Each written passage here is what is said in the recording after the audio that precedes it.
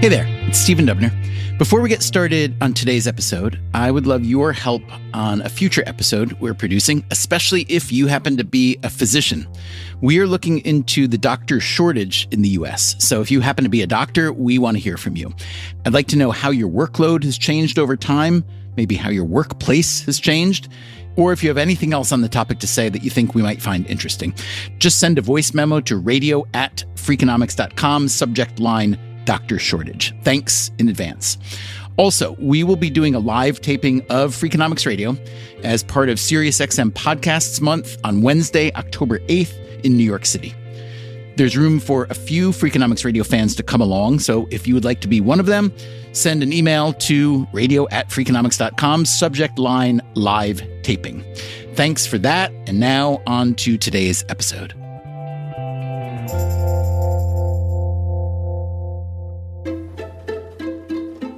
If you are an American, how do you think about the relationship between the U.S. and China? You may see China as a political and economic bully and a thief of American intellectual property. You may see China as a hardcore surveillance state, internally and externally. Maybe a propaganda state, too. But you probably don't think about the relationship between China and the U.S. the way that Dan Wang thinks about it. I think that no two peoples are more alike.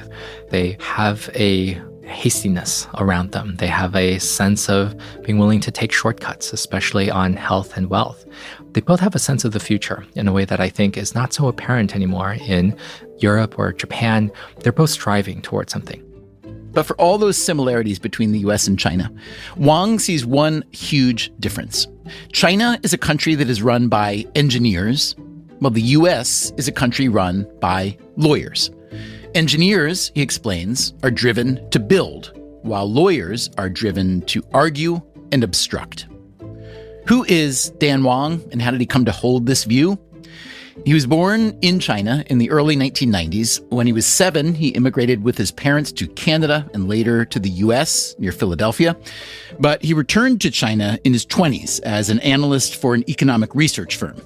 He stayed for 6 years, and each year he wrote a long letter home and published it on his website. Yes, that's right.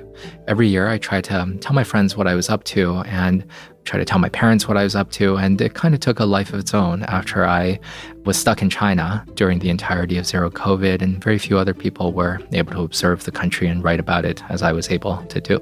He has now turned those letters into a book called Breakneck, China's Quest to Engineer the Future.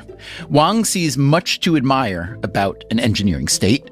They've just been solving 7 problems a day before breakfast because they have so many problems to solve. But also plenty of downside. They are also fundamentally social engineers, and the physical engineers cannot restrain themselves from treating society as just another big optimization problem. Today on Freakonomics Radio, what happens when an engineering state goes up against a lawyerly society? What does the U.S. have to learn from China and vice versa? And what happens when an expat returns to explore the soul of his motherland? I was concerned at several points for my safety. All that is coming up starting now.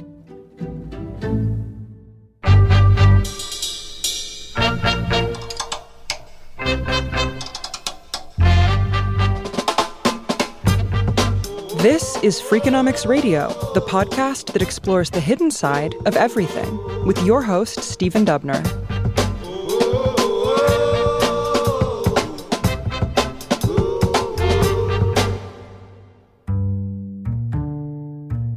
Okay, let's have a proper introduction.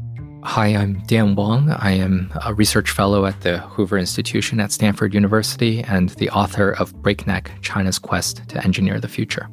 So, Dan, what are you exactly? I ask because you're not an academic researcher, quite. You're not fully a journalist, quite. You're not a business analyst, quite. So if you had to slap one big label on your forehead, what would it be?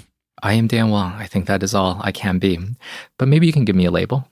I think a lot of what I have tried to do is to be an observer of China, partly as an outsider, just as I'm an observer of the United States, partly as an outsider of being Canadian. These days, Wang spends most of his time in Ann Arbor, Michigan. My wife is a professor at the University of Michigan. She's an anthropologist, really, of technology cultures. And so she wrote a book about Shenzhen makerspaces called Prototype Nation. And where did she grow up? She grew up in Salzburg. So she is Austrian, and we just spent a bit of time in Austria. We were hiking through the Austrian Alps. Wang was born in the Chinese province of Yunnan. I grew up in China's periphery. I did not grow up in its imperial core of Beijing or these rich coastal cities like Shanghai or Shenzhen. One of Wang's grandfathers barely survived famine, and he became an army officer. His other grandfather came from a family that had once been rich, from trading in everything from copper and silk to liquor and possibly opium. My family is made up of some people with more elite origins, some people with more rural origins. But what was important was that they all suffered through the great churn of the Communist Party's rule with Mao Zedong. Some of them made it out better than others. My parents were both lucky to be urbanites in China growing up. They were part of China's luckiest generation to have been born in the 1960s. They were able to attend university. They were able to have careers, to build a modicum of wealth, and they were able to emigrate abroad as well. You write that for your parents when they were younger, and especially your grandparents' generation, that poverty was the normal state of affairs, that there were shortages in just about everything. That's right. Imagine they had been born, the same people that you know as your mother and father had been born, let's say 30 years later, 1990. How would their lives have been different? Yeah, well, that is around my age. I just turned 33, and this is one of these things that I reflect upon in China, that the decade of birth really, really matters. And so my parents were lucky in part because the socialist planned economy was going away when my mom was in college. When she started college at the age of 18, she was given ration tickets to be able to eat pork once a month. That was all the pork that she was allotted. But most of that system had melted away by the time she reached her senior year of college.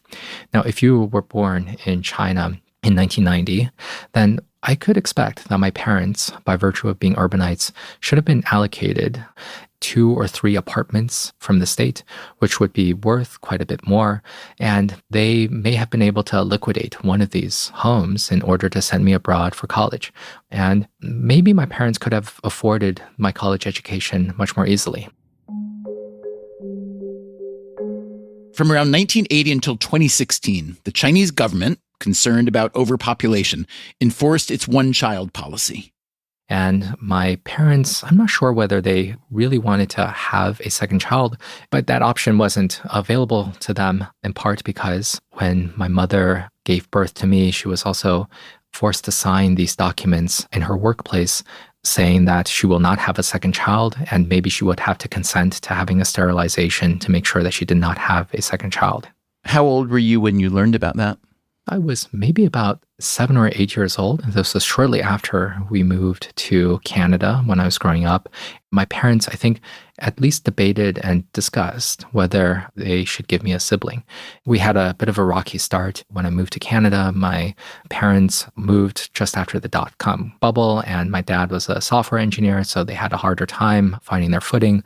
And I was a handful. I admit, I was a rowdy child. I'm sorry, Mom. Well, they got their revenge by placing you in some kind of military training program, yes? I was such a rowdy child that my parents decided that I was best served to be a Royal Canadian Army cadet. And that worked out well for you. I was never all that good at school, but the Army really straightened me out. I was part of the Army band, and I was really good at drill. I was Cadet of the Year, and that's something I was really proud of. Wang studied philosophy at the University of Rochester in upstate New York, but he dropped out to work for the Canadian e-commerce startup Shopify.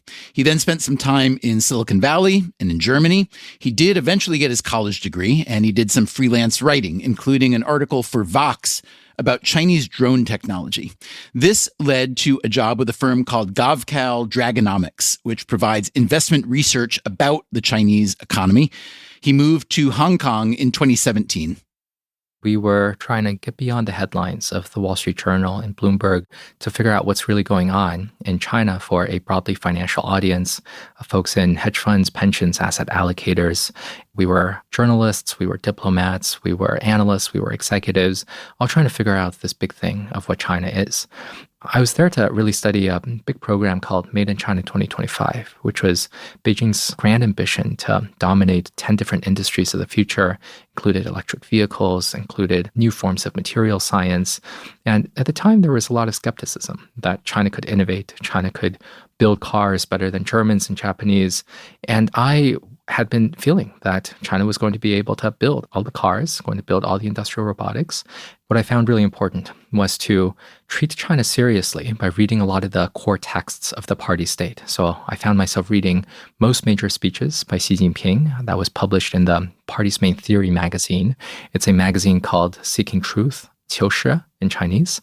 I found myself reading this beautiful magazine that was very well produced every month and sent to party members and curious folks like me. So I understood that China has this formal system in which you have a communist party that has a lot of propaganda that is often trying to explain itself and what it is trying to do. I also understood that China was not strictly a formal system, that the formality of the official China contrasts with the complete casual informality of Chinese society. I found myself going to visit as many places in China as I could, first-tier cities like Beijing and Shanghai, as well as to villages, as well as to third and fourth-tier cities across the countryside as well. When you interact with these people, how open are they with you? I think that Chinese everywhere, including in the imperial center of Beijing, have a very nice appreciation of the informalities of Chinese society. The most blasphemous things that one could hear would be among urban residents in Beijing even today, who would tell you about all the ways that the central government is meddling with their lives and becoming very weird with politics. For the most part, Chinese people are wonderful and informal, and they complain very openly and very bitterly about all of the problems that they face. I think for the most part, people are not generally intimidated unless, you're speaking to a party member, and it's clear that I cannot be a party member because I'm a foreigner. The only person they're really scared of is Xi Jinping. I think nobody would complain to that big guy. When you returned to China as a Chinese-born Canadian-American young person now coming back to do economic research to benefit American investors, I'm curious how you were perceived. Oh boy, that makes my life sound even more complicated than I expected. If you are of Chinese heritage, the Chinese government will view you essentially as a ward of the state for as long as you live. Doesn't matter if you haven't spent any time in China. Doesn't matter if your parents came to San Francisco 100 years ago. You will be viewed as a ward of the state. That is also one of these frightening things about China. I don't want to be treated as a ward of the state forever. I am very proud to be a Canadian. I am very happy to be a resident of the United States. And this is not how I would choose to be identified for the rest of my life. Were you concerned for your safety there? I was concerned at several points for my safety. At one point in 2022, the Chinese government banned my website within China. I was thinking, well, all I have is this rinky-dink website. It's just my name, dianwang.co. Did Beijing really feel like I was on par with Wikipedia or the New York Times in order to have to ban me? I had to go see the Canadian Consul General in Shanghai to ask whether they needed me to leave in a hurry. And what were you told when you went there? They said that maybe this was just an algorithmic decision by the government. It's not very clear.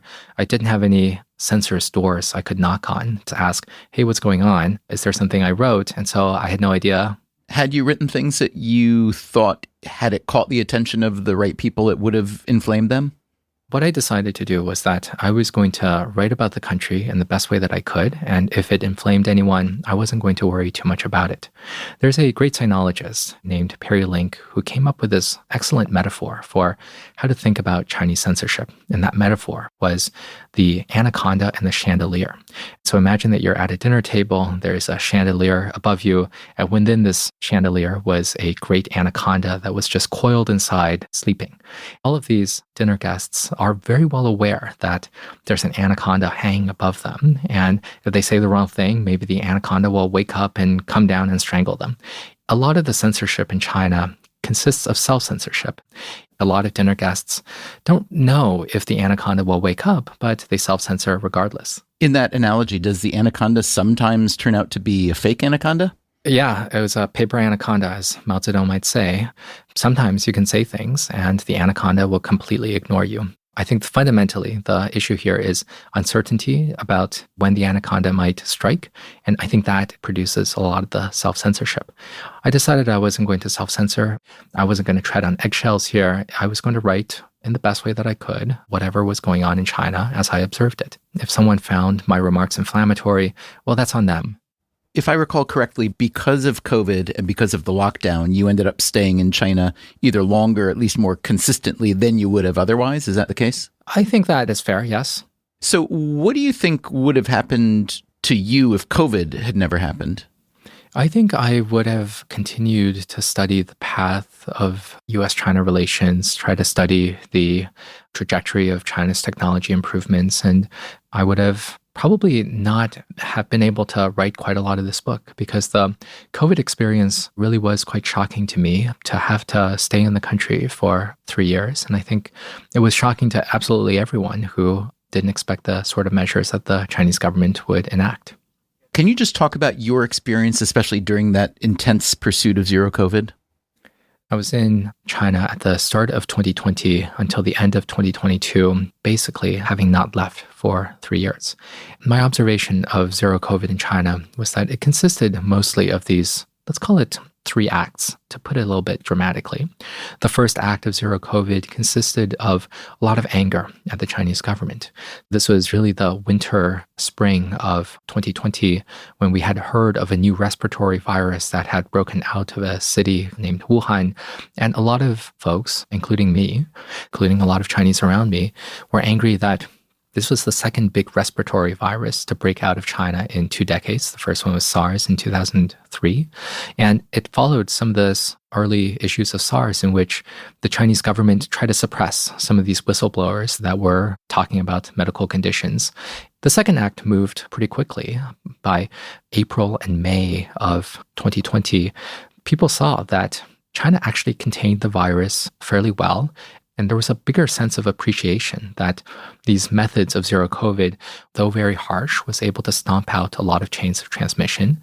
Now, people were still straining under some of these difficult aspects of zero COVID, which included things like if you were tested positive, the government was going to make you go to a convention center or a stadium to quarantine with other folks. You had to go through these contact tracing apps. A lot of things were shut down. You had to wear a mask outside in most places. But most people decided that these costs were worth bearing. Restaurants were starting to come back online. A lot of the economy was returning to life.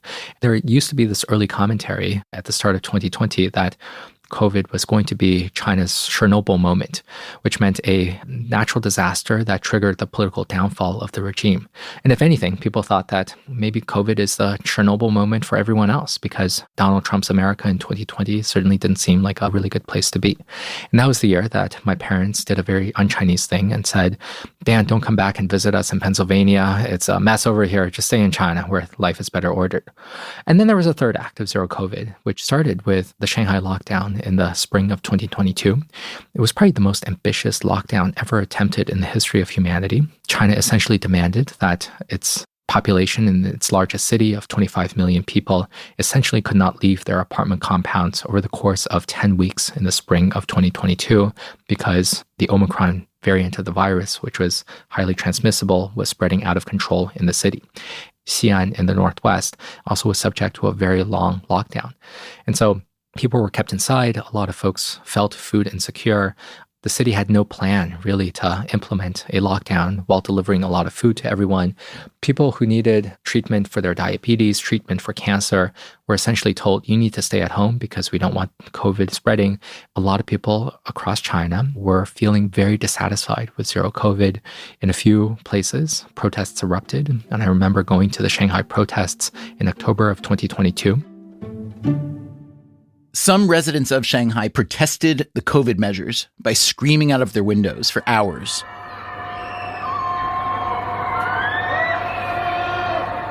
The government deployed drones to tell residents to keep quiet.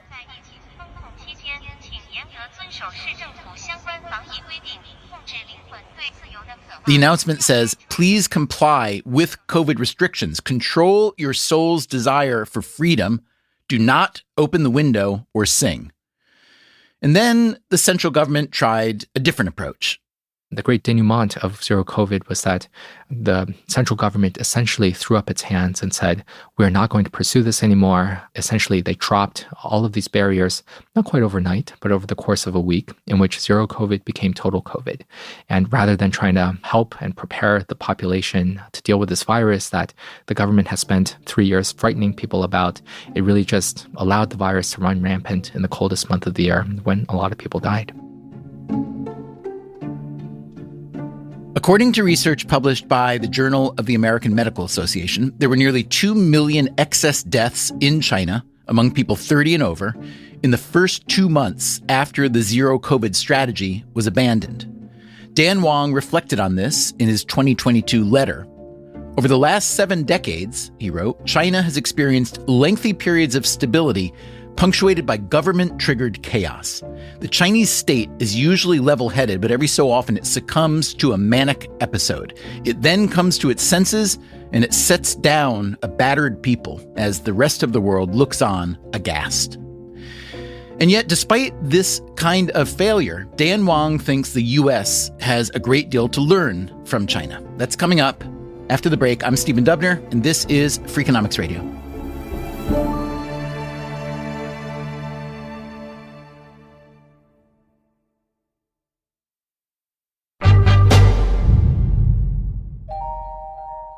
Last year, instead of writing his annual letter from China, Dan Wang wrote a book called Breakneck, China's Quest to Engineer the Future.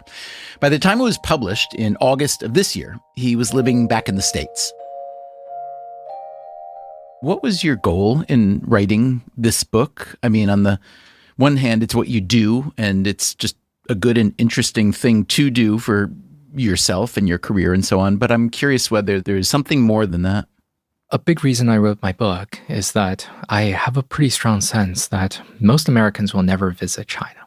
A lot of Americans are not necessarily very curious about China. They have no great interest in being there, and perhaps rationally so, because they fear about their lives and they don't find it necessarily very attractive. I was really interested in showing them that Shanghai is a really wonderful, splendid city, that Beijing is full of solidness, splendor, and that Shenzhen feels quite a lot like Silicon Valley, in which it is made up of a lot of these boring office parks, that Chongqing is the most hydropunk city in the world. I just wanted to give people a bit of a texture so that there is an aspect of mutual curiosity. I also felt that we're reasoning through these two great superpowers that are sometimes locking horns, that are probably going to be in some degree of conflict with each other over the next few decades. It didn't really make sense to reason through all of their problems with these 19th century political science terms like socialist or capitalist or autocratic or neoliberal. I think what we need to do is to have a playful new framework. That playful new framework is also the framework of Breakneck. That's the big idea behind this book, he writes. It's time for a new lens to understand the two superpowers. China is an engineering state, building big at breakneck speed, in contrast to the United States' lawyerly society, blocking everything it can, good and bad. China is a state defined very much by a leadership that views itself as not so much interested in soft, fuzzy stuff of creative expression, but very much more interested in building highways, building mega projects, building dams, building coal plants, building hyperscalers, building homes. That was the way for it to create political prestige over anything else.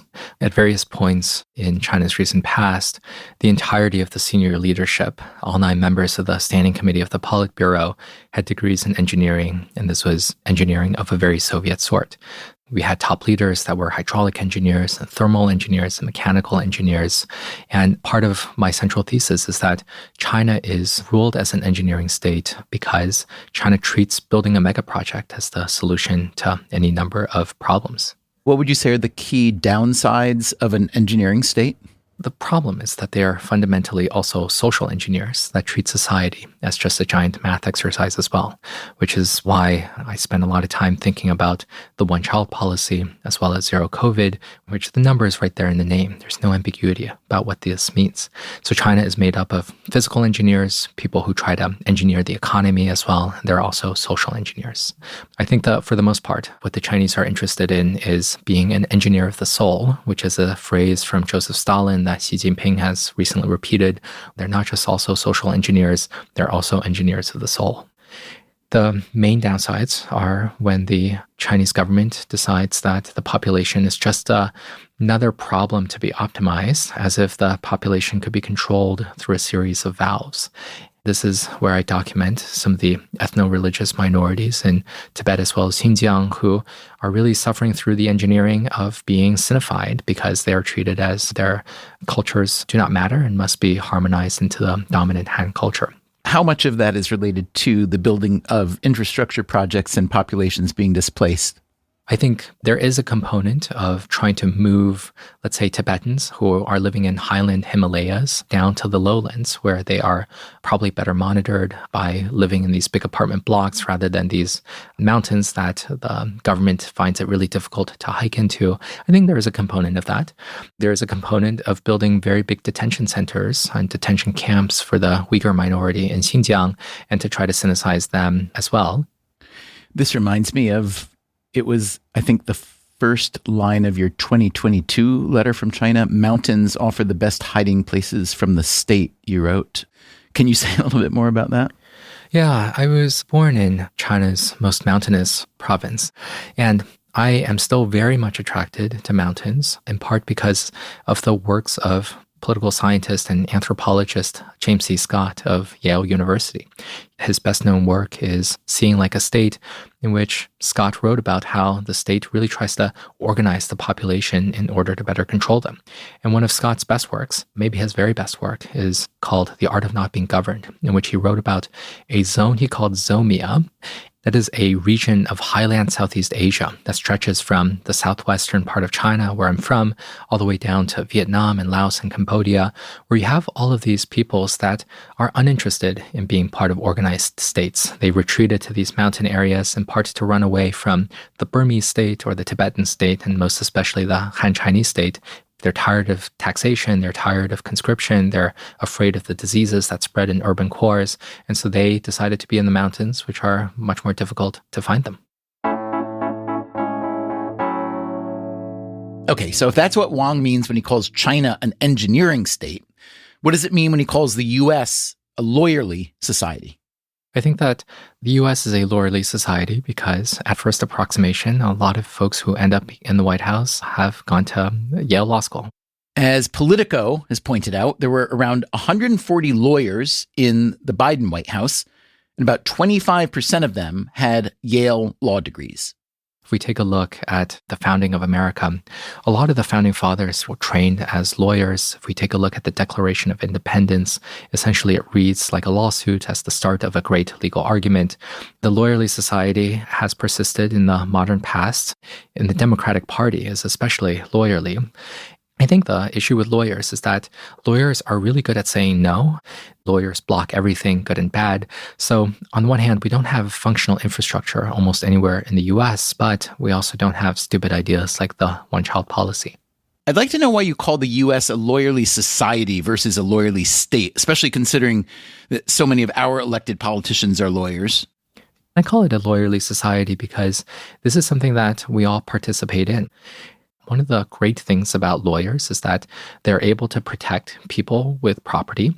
Unfortunately, what that has ended up in is that a lot of lawyers are protecting people who have already made it. They're mostly already protecting the rich. And it is mostly the people with property who are suing to block, let's say, a new piece of housing from being developed around them, creating more mass transit systems, creating new highways. When you talk about the U.S. not being good at infrastructure, I think of the interstate highway system, which is, I think by most regards, still considered pretty good. And that was obviously a government project. I think about the commercial airline system, which is a collaboration between private firms and a big state architecture as well. Do you say that we're bad at infrastructure because in the last 50 years, we've had A, decay of the older stuff, and B, an inability to build especially big public transportation projects? Is that the primary accusation here? Yes, I think it is both, that the U.S. is not maintained and it is also not building. Now, I acknowledge that the U.S. used to be an engineering state. The U.S. had this really big growth spurt between the 1850s and the 1950s. In the 19th century, the U.S. had been building these big systems of canals. It built the interstate railways. It built these big skyscrapers in Manhattan as well as Chicago. And then throughout the Second World War, the U.S. built a lot of other big projects as well, especially the highways, as you point out, but also the Manhattan Project as well as the Apollo missions. I think the U.S. engineering state had made a lot of mistakes. It probably overbuilt. Throughout the 1950s and the 1960s, people started to revolt against these decisions made by urban planners when folks like Robert Moses were ramming highways through dense urban neighborhoods, when the U.S. government agencies were spraying pesticides, especially DDT, absolutely everywhere, when fossil fuel executives had gotten really close with the regulators as well as the automakers. And so people decided that a lot of big business as well as a lot of big government had to be restrained. We had a movement out of elite law schools, especially at Harvard Law as well as Yale Law, that decided that lawyers and law students had to be regulators as well as litigators. There were these movements of sue the bastards, and the bastards referred to the U.S. government as well as big businesses. And so a lot of the lawyers decided to restrain activity rather than build new activity. When you think of the downsides of the lawyerly society, what are the top 3 or 5 that come to mind? The first is that the U.S. has really lost a lot of its ability to be physically dynamic. We're speaking in New York City. New York City has had a very extensive housing shortage for a very long time. The rents here are far too high. And the U.S. generally has not built enough housing in many of its big cities. New York is really bad at building mass transit. If we take a look at the data that's being maintained by NYU's transit project, New York spends about $2 billion building a mile of subway. And this is not just a little bit more pricey than places like Spain and Italy and France, which are also complicated to build. It's something like 8 or 9 times more expensive than subway projects in Rome or Paris or Barcelona.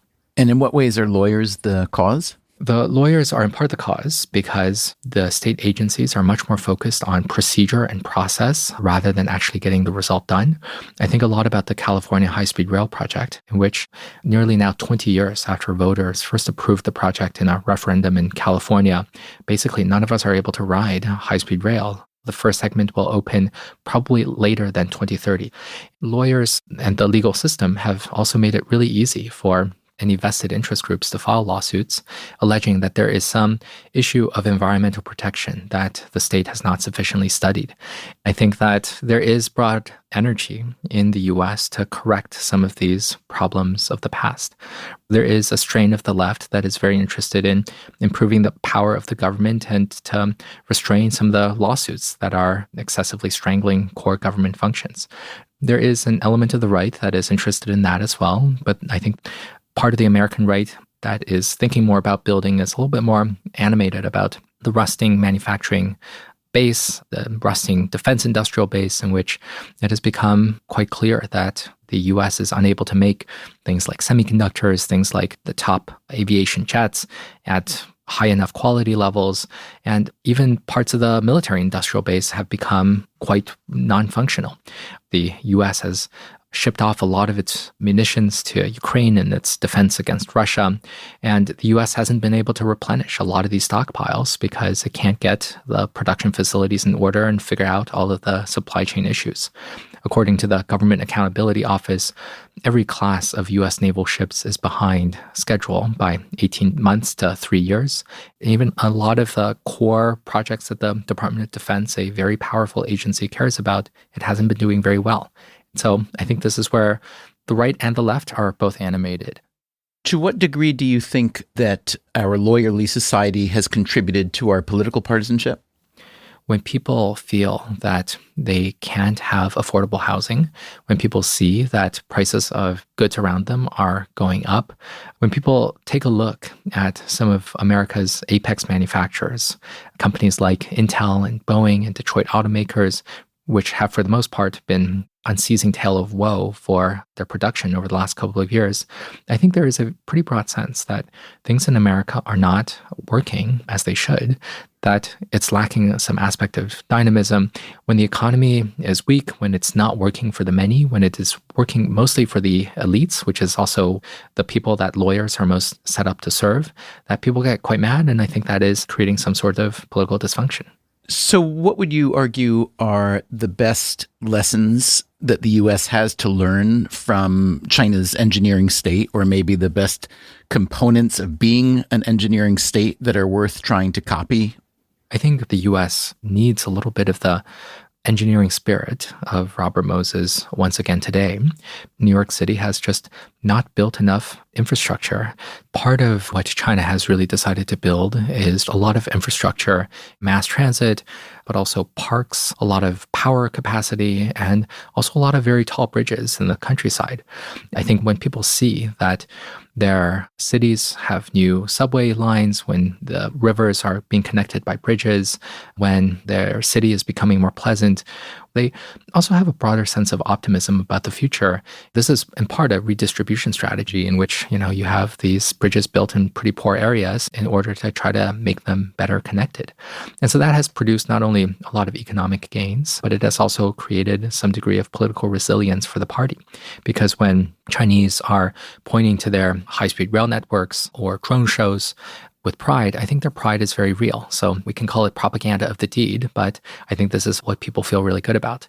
I think they feel really good when they are able to access better manufacturing goods, as China has been able to deliver. One of the strange things about the early days of COVID in the US was how manufacturers were unable to retool their production lines in order to produce basic goods like masks and cotton swabs.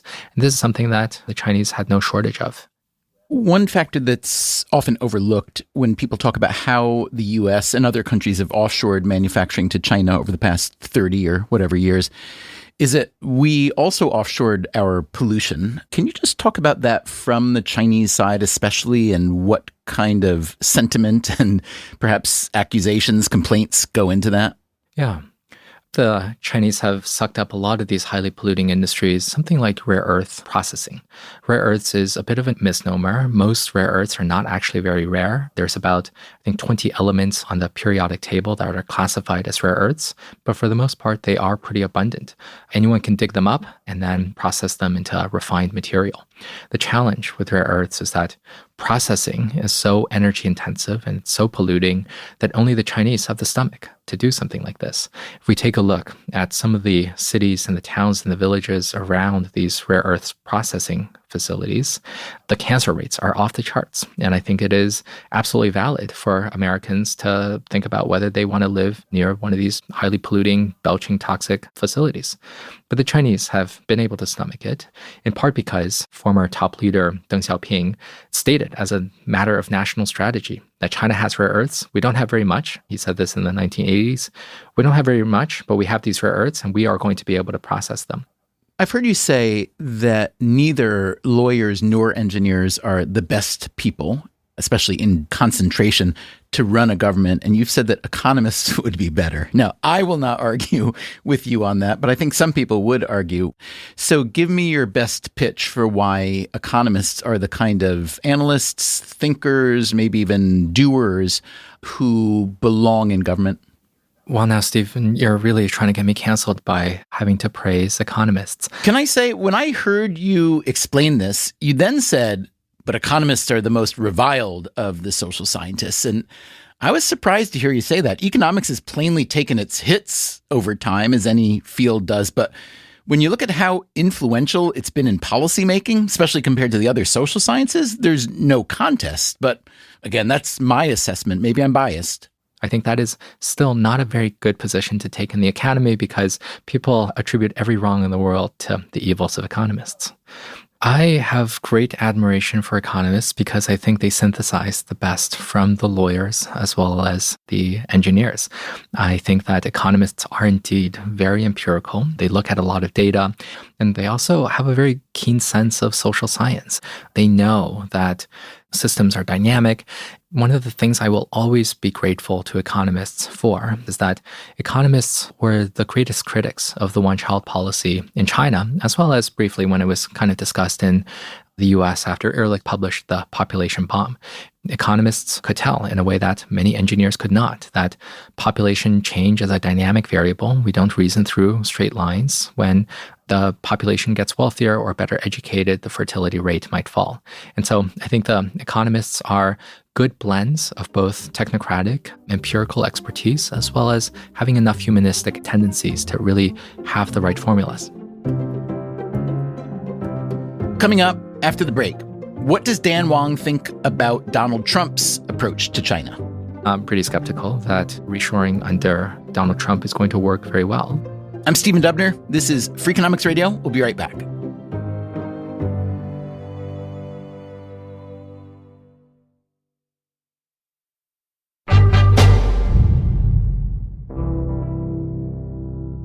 Okay, back now to my conversation with Dan Wang, the author of Breakneck, China's Quest to Engineer the Future.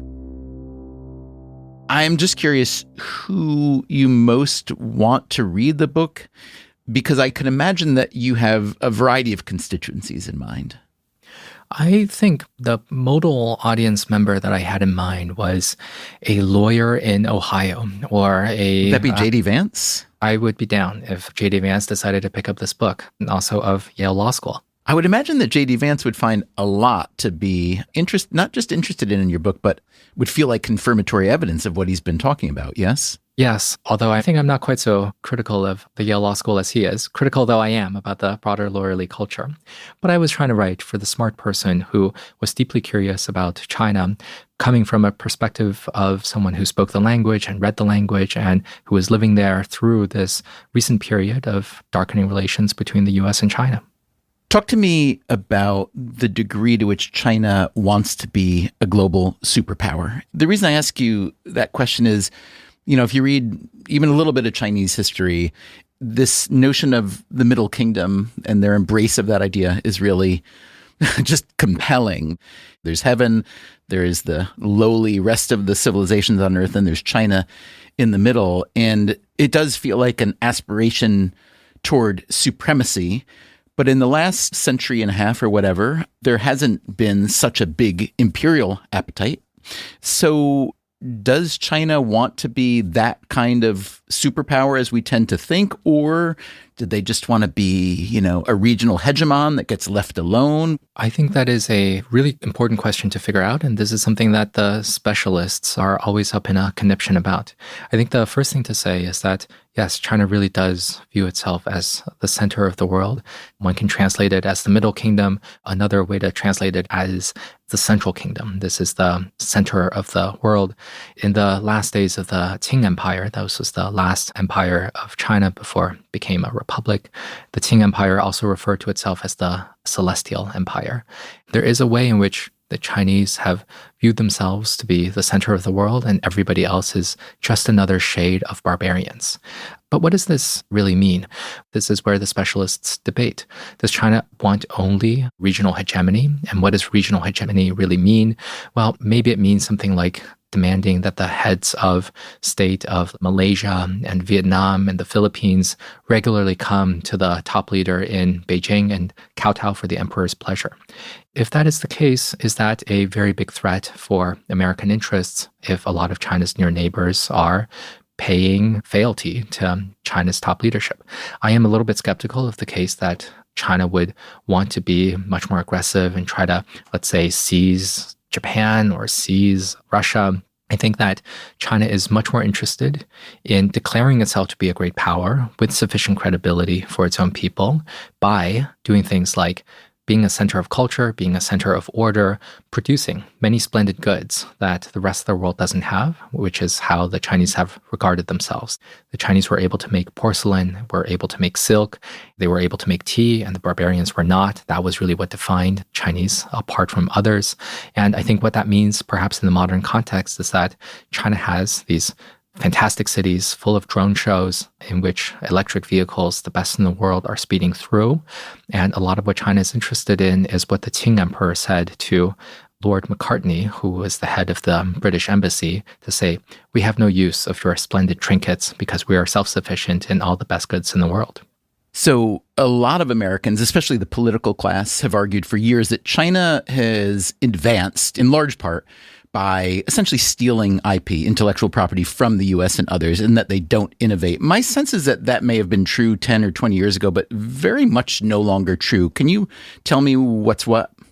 China has stolen a lot of American IP, and I think it is not the most relevant comparison for thinking about the US-China competition. My starting point is to think that China is really good at climbing ladders, and the US is really good at laying ladders. So what does that mean? The US invents major industries. I'm thinking about something like solar production. Do you know who invented the first solar cell? I guess you're going to tell me it's in the US. It is in New Jersey. It was Bell Labs of New Jersey that invented the first solar cell in 1954. And the US didn't really do enough with the solar industry. It was really a big science project for a while. The Germans took a lot of the solar industry from the US, and the Chinese have completely taken it away from the Germans. So if you take a look at the solar industry, everything from the polysilicon processing in the upstream end down to the actual production of the solar photovoltaic cells, that is 90% a Chinese product. One of the things that I always like to ask American policymakers is, which has greater glory? Is it to invent a product, but not really to own the industry, or is it to actually own this industry? The way you've been describing this so far, you sound like you subscribe, at least somewhat, to the zero-sum line of economic thinking, which is a win for China or Germany or the US is inevitably at least a partial loss for the others. Is that the way you think, or not necessarily? I would say that there's a little bit more nuance than that, which is that technological advancement is a dynamic process. We can't expect countries to be amazing at different technologies all out of their own. A lot of advancements in something like engines came out of really good machinery goods that were being produced in Germany that the British textile industry laid the basis for. Part of the reason that I've been concerned about America's loss of manufacturing prowess is that the US lost a lot of production of televisions to Japan in the 1980s. At the time, policymakers were thinking, well, is this a problem? Maybe we don't really care that much about television production. But if you don't master something like television production, then it becomes quite a lot more difficult to master other aspects of consumer electronics. The first city that really produced iPhones at scale was Shenzhen in southern China, which is right across from Hong Kong. After Shenzhen mastered the iPhone production, workers in Shenzhen were pretty quickly able to turn their skills into building other major electronics products. It is no accident that Shenzhen also became the center of the worldwide drone industry. The world's biggest drone maker is DJI. It's centered in Shenzhen. It also makes all sorts of other batteries.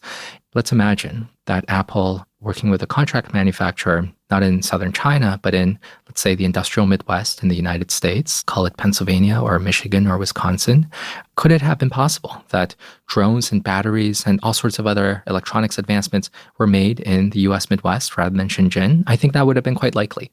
What you're describing now, is this what you write about as process knowledge? That's exactly right. That was a particularly interesting piece of your argument to me because it is much more subtle than the usual argument we hear about manufacturing jobs being offshored. You talk about how Chinese workers, especially in technology fields, that they progress through different jobs to become sort of master craftsmen, even in an industrial assembly setting. And that really does seem to differ from the US. So how do you see, with the current emphasis from the Biden administration, but especially in Trump II administration, the emphasis on reshoring and rebuilding a variety of manufacturing now, how do you see that playing out? Because I would assume that that depth of process knowledge takes considerable time and considerable intention and education and so on. Do you think that's something that can be captured or recaptured well here? I think it's first really important to understand a little bit of what process knowledge really is. So, Stephen, if we're thinking about what exactly is technology, I would propose that there are three different segments of technology. The first aspect of technology is the hardware, it's the equipment, it is all these things that we can physically observe and use. If we wanted to use a kitchen analogy, I would say that technology is something like the stove, the pots, and the pans that we use to cook with. Second, technology is written instruction. So these are patents, these are blueprints, these are the recipes from which we can actually make something. And the third And I think the most important part is process knowledge, which we can also call tacit knowledge. It's just the practical experience of doing things. So if we wanted to put someone who has never cooked a day in his life to make something quite simple, and we give him the most well-equipped kitchen as well as the most exquisite recipes, are we sure that that person is able to do something as simple as fry an egg? That might be quite risky. That is really the fundamental Chinese advantage in technology. They've just been solving 7 problems a day before breakfast because they have so many problems to solve. They have all of this experience, it accrues, and then people take this process knowledge to invent whole new industries. I think it is really important for the US to engage in some degree of reshoring, and I am critical of both the Biden approach as well as the Trump approach. I think the Biden administration was absolutely right to try to spend a lot more in the United States with big projects like the CHIPS Act, as well as the Bipartisan Infrastructure Act, as well as the Inflation Reduction Act. But the problem with a lot of these programs was that the Biden administration moved really slowly. It was plotting, it was proceduralist, it was lawyerly, and a lot of this money wasn't even allocated by the time that voters chucked Joe Biden out of the White House and brought back in Donald Trump. Because the Biden administration moved so slowly, President Donald Trump is going to have a lot of opportunities to name these big bridges and roads and highways after himself because the Biden administration was so lawyerly. And even though Donald Trump is not a lawyer by any means, I think he is still a product of the lawyerly society because lawsuits have been completely central to his business career. He has sued absolutely everyone. He has sued business partners. He has sued political opponents. He has sued his former lawyers as well. And there is, I think, something still very lawyerly about Donald Trump in which he is flinging accusations left and right. He's trying to intimidate people, trying to establish guilt in the court of public opinion. And a mentor of his was Roy Cohn, who you could argue essentially invented the modern concept of lawfare. Right. Yes, exactly. And this sort of bare-knuckle lawfare is completely natural to Donald Trump. I'm also pretty skeptical that reshoring under Donald Trump is going to work very well, in part because Trump is weakening most aspects of American strengths in science and technology. Manufacturing employment has fallen by about 40,000 workers since Liberation Day in April. That's quite a lot of skill loss as well. I think it is not an intuitive idea that we will become a greater scientific superpower by cutting off funding to our science funding agencies, namely the National Science Foundation as well as the National Institutes of Health. I think it doesn't quite make sense to attack universities because the universities have driven a lot of science advancements over the past few decades in the US. And finally, it doesn't make sense to deport a lot of workers. To kick them out of the country is not going to rebuild much of the process knowledge base, and also to frighten away a lot of higher skilled researchers through intimidation at the border or anything else. A lot of the Chinese expats I know, who are plainly a different group than those living there, they talk about China almost as a prison to be escaped. And I feel it's unfair for someone like me to interpret that as the main mode of the way to think about China for sure. But, I think about the artist Ai Weiwei. I think he now lives in Portugal. He was actually imprisoned in China. So that's obviously a heightened example, but I'm curious to know how Chinese expats of your generation think about the motherland. And I'm also just curious to know how patriotic the median Chinese of that generation is. Among a lot of expats, there's still a sense of considerable pride in China, even though there has been a lot of prison-like aspects of China as well. There is a very broad sense that China has been able to achieve something amazing among developing countries. This degree of economic growth has not yet been matched by India and Brazil and Indonesia. China has been a much more decisive grower of its economy than these other countries. That in itself aspires quite a lot of pride. There is a sense of skepticism of a lot of the democratic impulses of the West. One sees a lot of the disorderliness in the streets of New York. One sees disorderliness on January 6th in 2021. There are a lot of people who do genuinely feel that China doesn't have these sort of issues. There are also a lot of Chinese who lived in, let's say, New York or California who lived through life in the US and have decided that it's a much easier life to live in Shanghai. Let's say you have a degree in the US from a good school, you may well be able to earn roughly the same salary in China as you would in the US, but you can save a lot of money, you have a lot more convenience, the subway systems work a lot better, there's much better public order in the streets. What kind of person do you think you would be had you been born in China when you were, but of parents who decided not to immigrate and were 33 years old now? What would Dan Wang be doing in China now? I would certainly not be writing this book because part of the joy of having studied philosophy and then dropped out to go work in Silicon Valley and did everything that I did, and I await your excellent label about what exactly it is that I do, I certainly wouldn't have been able to pursue the sort of intellectual projects that really drive me right now. I may well have ended up working in, let's say, a state-owned enterprise, being bored most of the time, probably not working very hard and not earning quite a lot of money as well. I may be working for a tech company where the default is for people to work 996, which means 9 a.m. to 9 p.m. 6 days a week. And that would be probably a little bit more interesting, but also much more stressful as well. Toward the end of the book, you reflect on your parents' decision to immigrate long ago when you were 7 years old, first to Canada and then the US, and you kind of ask whether it was worth it. I gather your mother and father may have different feelings from each other, but how do they feel about that decision? And I'm also curious whether you know how they actually feel or if that's a guarded conversation. I am thankful that my parents are relatively unguarded with me. We have always had very open communication. Right now, they are very content, and I think content is the right word, with their suburban lifestyle that I find a little bit dreary, but they feel is quite good. Because when they compare themselves with their peers in China, with some of their college classmates who are some of their best friends, they've seen that a lot of these college classmates have much, much more money than they do, but it came at these pretty considerable costs and pretty high levels of stress. Because in China, you never really know when the government might take away your company or might smash your entire industry, which is something that has happened to quite a lot of folks in business in China because they crossed some sort of political line and then they saw that their industry no longer really exists. So though my parents' lives in suburban Philadelphia are a little bit too quiet, quiet is something that has worked very well for them. Do you have children? No, not yet. If you have children, where do you think you would most like to live with them and why? That's a superb question. And it is also something that we think quite a lot about. We just spent the last 2 months in Europe. We've been thinking about whether Europe is quite the place that makes sense. For the most part, we decided it's not. I think that there still are so many strange, stagnant issues in Europe. The mausoleum economy, you call it. The mausoleum economy. Thank you for picking that up. That was, I'm still quite proud of that phrase. It's a great phrase. I read that sentence over and over and over again, and I suspect it's deeply true, although I'd never thought of it that way.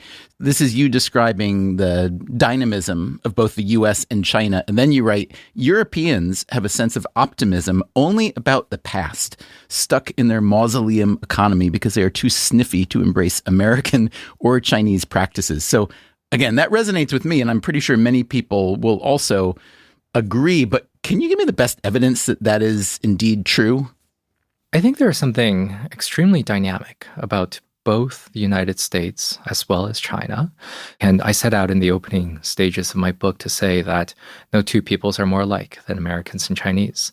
There is quite a big difference between Americans and Chinese and, let's say, Europeans and Japanese. In Europe and Japan, there is something very perfectionist, something very cozy about these places. And these places are, let's say, much more beautiful than a lot of the hustle and bustle of the United States. But for the most part, I remain convinced more than ever after having spent a lick of time in the mausoleum economy that it is still China and the US that are going to be driving the future because either the government can't stop it, because the societies are so dynamic, and in some cases the government is producing it. I feel really, I'm not sure if optimistic is quite the right word, but I believe that the US can still change for the better. And I see this especially in matters of economics.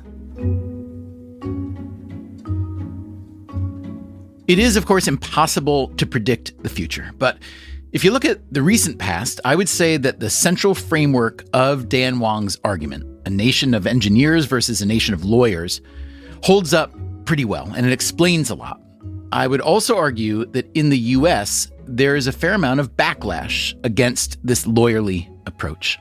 I think the anti-lawyerly backlash also helps explain why President Trump is so popular in some quarters. Even though Trump plays the legal game very well, as Dan Wang pointed out in our conversation, including lawfare when it suits him, Trump often seems to say exactly what he is thinking and do exactly what he wants, both of which are the opposite of lawyerly behavior. Anyway, this conversation with Dan Wang gave me a lot to think about, and I hope you feel the same way. It was so much fun to talk to you, Dan, and I did think of what to call you if you want to know. Oh, yes, please. I'm dying to know, yes. I think you're a chilosopher. A chilosopher? What does that mean? A philosopher whose understanding of China is deep in many dimensions. Thank you very much. That is very kind. I'm not saying you have to use it. I'll toy with it. It's your portmanteau to adjust. Very good. My thanks to Dan Wang for today's conversation. Again, his book is called Breakneck. Let us know what you thought of this conversation. Our email is radio@freakonomics.com. Coming up next time on the show, we will revisit another episode we made about China, one of the most popular episodes we've ever published, called Is the U.S. Really Less Corrupt Than China? With the political scientist Yun Ong.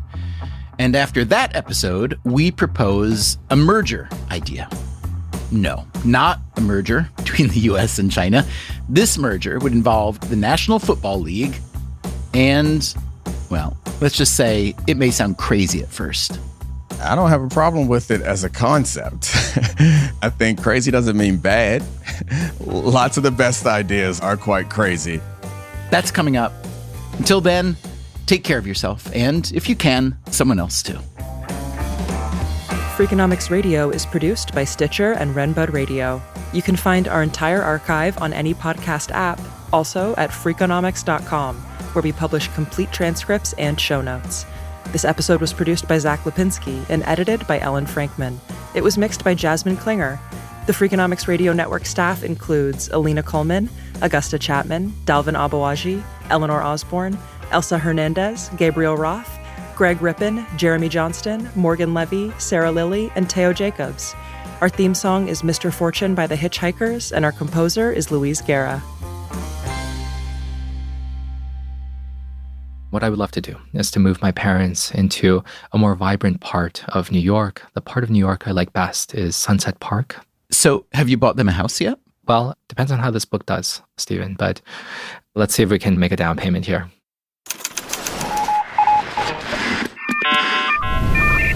The Freakonomics Radio Network, the hidden side of everything.